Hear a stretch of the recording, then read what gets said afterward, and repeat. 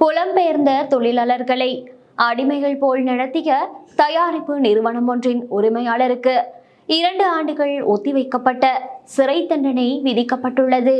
குறித்த நிறுவனத்தில் பணியாற்றிய தொழிலாளர்கள் காலை 5 மணி முதல் மாலை 6 மணி வரை உணவு மற்றும் தண்ணீர் இல்லாமல் பழைய சுகாதார வசதியற்ற கட்டிடங்களில் தங்க வைக்கப்பட்டதாக தொழிலாளர் நலன் அதிகாரிகளின் சோதனையில் தெரிய வந்துள்ளது.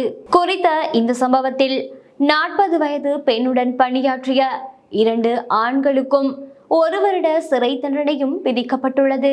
இந்த சம்பவத்தில் 40 வயதுடைய பெண்ணுடன் பணியாற்றிய 2 ஆண்களுக்கு 1 ஆண்டு கால சிறை தண்டனை விதிக்கப்பட்டுள்ளது. மேலும் குறித்த மூவரும் பாதிக்கப்பட்ட தொழிலாளர்களுக்கு தலா 4000 யூரோக்களை இழப்பீடாக செலுத்துமாறு நீதிமன்றம் உத்தரவிட்டுள்ளது.